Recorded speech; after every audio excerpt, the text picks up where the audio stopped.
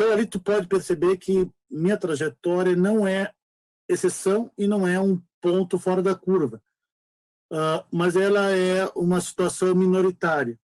Se eu comparar com a quantidade de pessoas que eu conheci no ensino básico, que vinham do mesmo lugar que eu, quantas se interessaram pelo ensino superior, quantas se interessaram, aí você vê que as pessoas são induzidas, como já disse o Borges, no seu trabalho clássico sobre o rádio no Brasil, as pessoas são convidadas a desistirem, né? Então, mais do que uma exceção, a regra, como tu colocaste, ou um ponto fora da curva, para melhor citá-la, eu acho que é uma trajetória minoritária. Minoritária por uma série de fatores, né? Mas é uma trajetória minoritária, mas não é exclusiva, não é única, não, nada disso, mas é uma trajetória minoritária. As dificuldades passam por todas aquelas que todos, acho que todas e todos que estão interessados pelo tema já conhecem, né?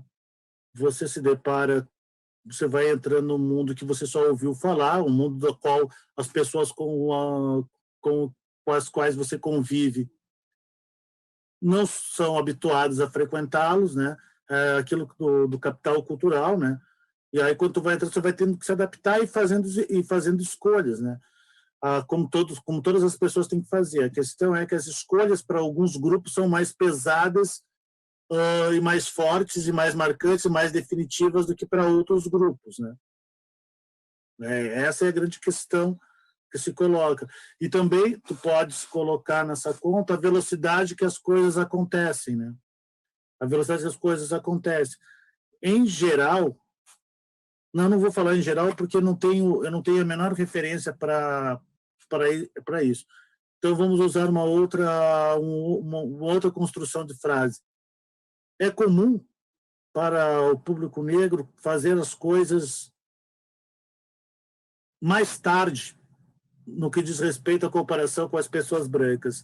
E aí vale a pena, quem tiver curiosidade, procurar os estudos sobre o porquê que isso acontece, né?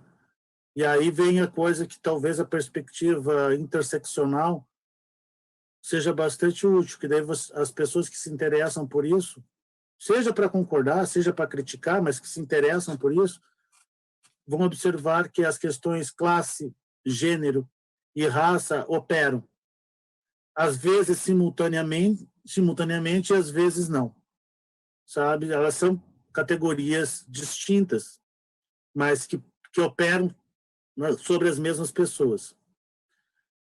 E aí, voltando àquilo que é uma crença individual minha, que é acreditar na individualidade, essas implicações, elas operam, elas criam um efeito diferente nas diferentes pessoas, né? Tem gente que lida melhor com isso, tem gente que lida de modo menos pior com isso, de menos melhor. Será que esse tipo de expressão existe com esses tipos de pressão, né? Porque as pessoas negras que não ouvem, que nos ouvem, nos veem nesse momento, vão entender isso. Pelo menos uma parte delas vai entender. As pessoas não negras têm o direito de errar, têm o direito de cometer gafes, de fazer besteiras, de entregar um trabalho mal feito, vão ser criticadas, mas elas têm o direito ao erro. As pessoas negras não podem errar, elas têm que fazer sempre muito melhor que as outras para que sejam tratadas iguais, ou minimamente iguais. Isto causa um desgaste psicológico, emocional, que varia de pessoa para pessoa. Algumas pessoas lidam bem com isso, outras pessoas não, como quase tudo nessa nossa existência, né?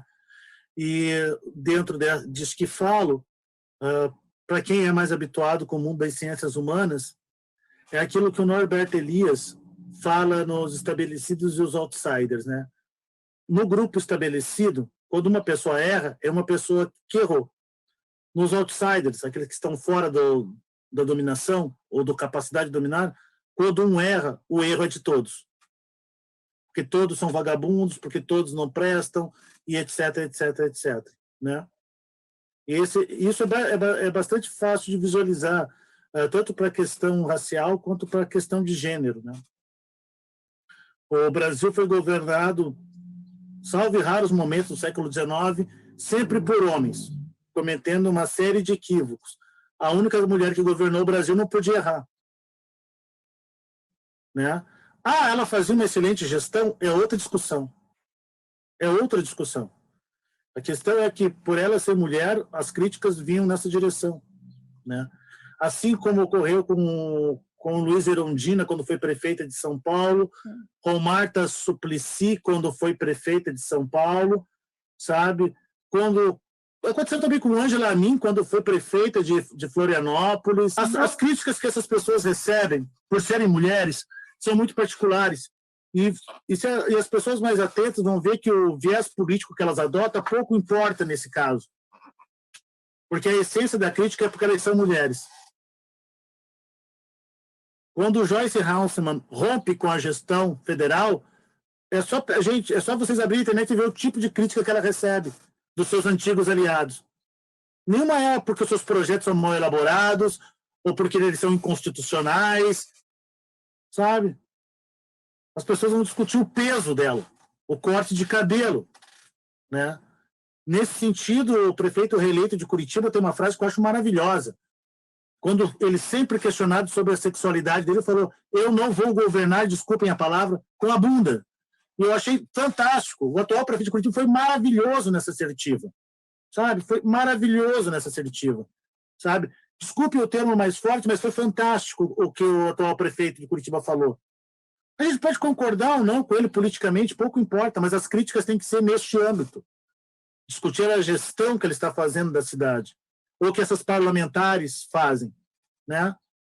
E as críticas não vão nessa direção. E aí isso volta ao ponto inicial, que é o direito ao erro.